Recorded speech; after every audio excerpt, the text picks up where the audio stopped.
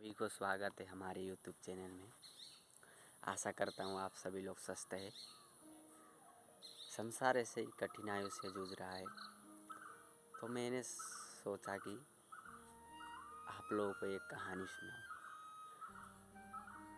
कहानी का शीर्षक है कि कठिनाइयों में भी शांत रहना वास्तव में शांति है। एक राजा था और राजा को चित्रकला से बहुत प्रेम था।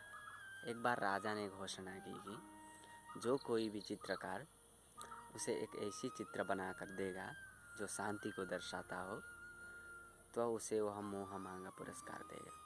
निर्णय वाले दिन एक से बढ़कर एक चित्रकार अपने अपने चित्र लेकर राजा के महल पहुँचे और राजा ने सभी चित्र को देखा और उनमें से 2 चित्र को अलग रखवा दिया।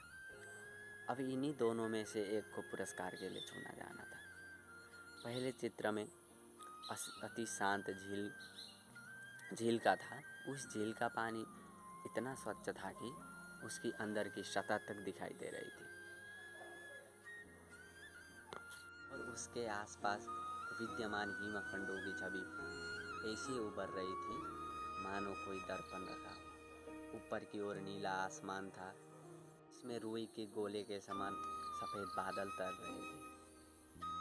जो कोई भी इस चित्र को देखता उसे यही लगता कि शांति को दर्शाने के लिए इससे अच्छा चित्र हो ही नहीं सकता।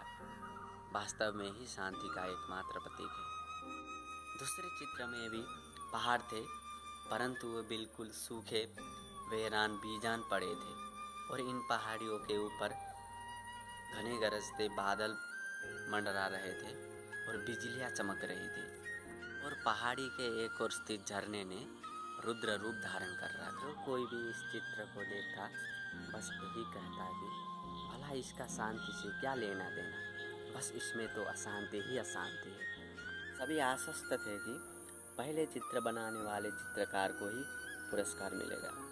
तभी राजा अपने सिंहासन से उठे और घोषणा की कि दूसरे चित्र बनाने वाले चित्रकार को वह मुँह मांगा पुरस्कार देंगे। यह सुनते ही सभी आश्चर्य में पड़ गए और पहला चित्रकार से रहा नहीं गया और वो बोला, लेकिन महाराज, उस चित्र में क्या है जो आपने उसे पुरस्कार देने का फैसला लिया, जबकि हर कोई यही कह रहा है कि मेरा चित्र ही शांति को दर्शाने के लिए सर्वश्रेष्ठ है। आओ मेरे साथ। राजा ने पहले चित्रकार को अपने साथ चलने के लिए कहा।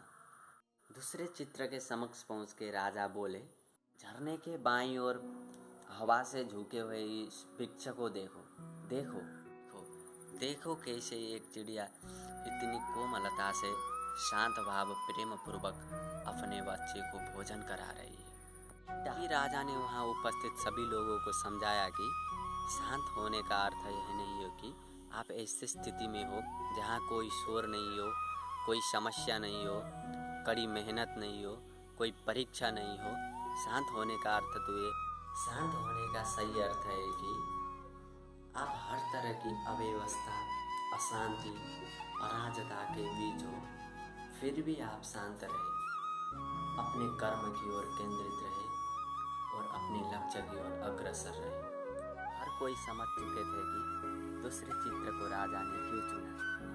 हर कोई अपने जीवन में शांति चाहता है, परंतु प्राय हम सभी शांति को कोई बाहरी वस्तु समझ लेते हैं और उसे दूर स्थलों में ढूंढते हैं, जबकि शांति पूरी तरह से हमारी मन की भीतरी चेतना है।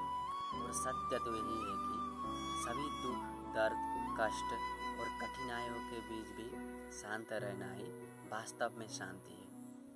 और अंत में सभी खुश रहिए और जो प्राप्त है वही पर्याप्त है।